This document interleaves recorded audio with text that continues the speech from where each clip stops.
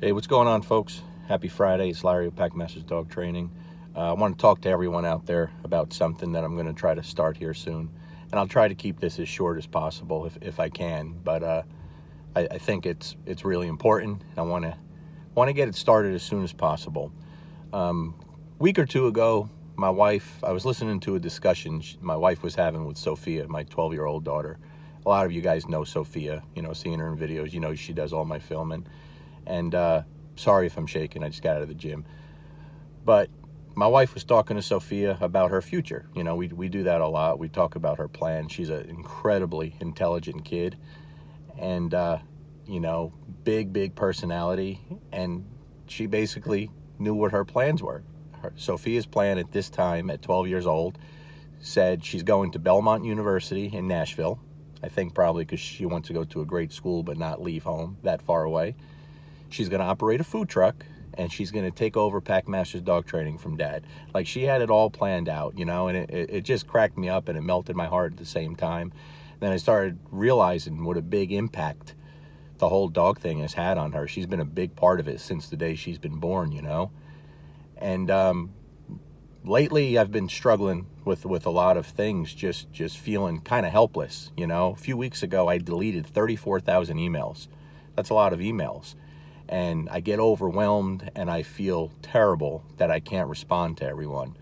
I'm one person. I can only train so many dogs. And so the emails, the text messages, the phone calls, the phone consultation requests, they're all so far behind. And, and a lot of people think I'm ignoring them or blowing them off. And that bothers me. That gets to me. And that's never the case. I'll never do that.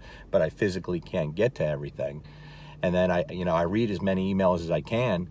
And then I got an email the other day that just really hit home for me. It was a mom whose son is in prison for a very long time. And I didn't know where the email was going, She was saying a lot of incredible things, really touching things to me.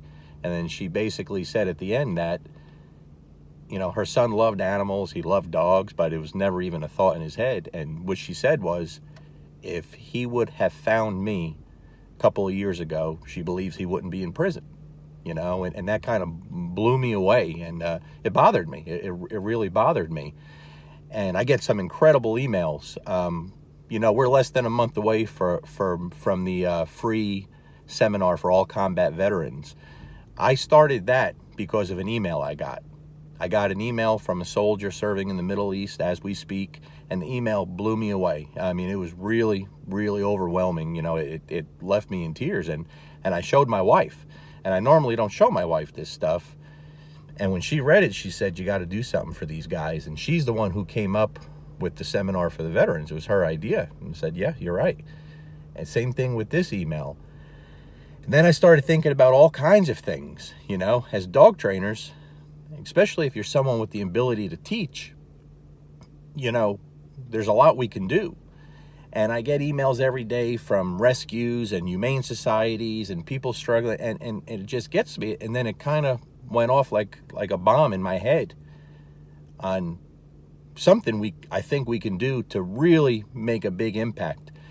See, as dog trainers, we teach clients, right? We deal with clients, we deal with their dogs. Some trainers that are in maybe in a better position, that have been doing it for a long time and have a name, get to teach other trainers. That's all great. That's really important stuff. But when I talk and deal with humane societies and rescues, our shelters are full. Always the big thing we've talked about, the spay and neuter. We're failing. It's not working. Okay, the shelters are more full than ever, so we're failing. So everyone always says, well, what are we supposed to do? And no one ever has an answer, and I don't know if this is the complete answer, but something that dawned on me was, we need to start teaching our kids. We need to start from the bottom. We always wait till it's too late, till the problem is there, instead of being proactive. And that's a big problem we have in a lot of areas of life in this country, especially today, is we're not proactive. We wait till there's a problem and then we address it. Just like the tool bans in dog training, right? We wait till it comes up and then we address it. And so it hit me like a ton of bricks. I'm going to stop taking private clients. I'm going to stop taking private sessions here very soon. And what I want to do is I want to start a program for underprivileged kids and start teaching them how to train dogs. Because as we all know, dogs have incredible healing powers. It's incredibly therapeutic. And I want to deal with kids, and I've worked with kids over the years many times in other things. You know, kids tend to like me. I'm a big kid myself, and you know, I enjoy it. So what if we could teach as many kids that think they don't have a chance, that are struggling? You know, I want the kids from the projects. I want the kids from the trailer parks. I want the kids with, you know, behavioral problems. I want the kids with one parent in the house. I want the kids that wake up every day and feel they have nothing, you know, because a lot of them don't. And then what happens is they wind up in trouble, like the gentleman whose mom emailed me. Look at what the dog program has done in the prisons with guys that are already locked up. It's done incredible things. What if we attack this long before that happens? I think it could do incredible things. I think it could help the humane societies and the shelters in the future if we start hitting the kids today and teaching them how to create those dogs that we want, how to train dogs, how to give them that power. It's a very powerful thing, guys. But what I've realized lately is I feel very unfulfilled. You know, I feel like there's something missing. I've been down and out.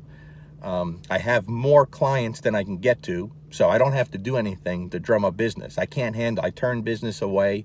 You know, I don't do anything extra to advertise. I don't want it, but there's something missing. And so I'm really looking forward to the seminar for the veterans. That makes me feel good. That's a selfish thing. And I think the thing with the kids is I'm going to attack that. I'm going to start working with as many kids as I can, because think about 10 years from now. If we took 100 kids nationwide over 10 years, that's not much, and they became really skilled at training dogs, think about how many dogs they would keep out of the kill shelters. Think about that. I think it could be incredibly powerful. I really do. I really do. And I want those kids that feel that they have nothing, because I was given a lot of breaks as a kid. I had a lot of people in my life who did a lot of things for me. I was very, very fortunate. Very fortunate, you know. I was, you know, I grew up in the boys club in Lodi, New Jersey, and I was, you know, introduced to everything there growing up, you know. I'm good at so many things today, sports-wise, because of that place. And, you know, I grew up with a lot of kids who didn't have anything there at the boys club. And so it means a lot to me. So I'm going to start hitting places up like that. So if you have a child who is underprivileged in the Bowling Green, Kentucky, or Nashville, Tennessee area, or you know someone, there's programs out there, guys, I want you to hit me up. I'm going to get this going. I don't even care if you don't have a dog, okay? We'll kill two birds with one stone. We'll start taking these kids to the humane societies, and I'll start training dogs at the humane societies with these kids. Think about that. Think about what we can knock out by doing that. All right? Again, I'm sorry for the shaking, but I'm really worked up right now. I'm sweating. But I don't ask for you guys to share my videos very often, every now and then. I only do if it benefits someone else. And I think this has the opportunity, guys, to really benefit a lot of children out there, kids that really need something positive to look up to, you know. And like I said, the dog thing, it's a powerful thing, guys. But we do it in prison, it's too late then. You know, it's just too late. Let's try to do it before they get to that point. Think about that. Think about how powerful that can be. And so please share this. Please like it and share it for me. I want this to get everywhere. And I'm going to start this program no matter what, okay? I'm going to stop taking private clients. I'm not going to do it anymore. I'll still do board and trains, but like I said, I'm one person that can reach very few dogs and people by myself. I can't do it.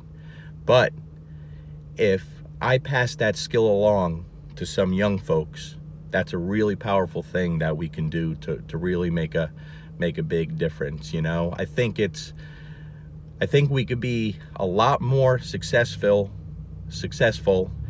if I stop fixing and start teaching how to fix. Make a big difference, all right, folks? So please share this. If you know someone that fits this criteria, hit me up, all right, guys? Thanks.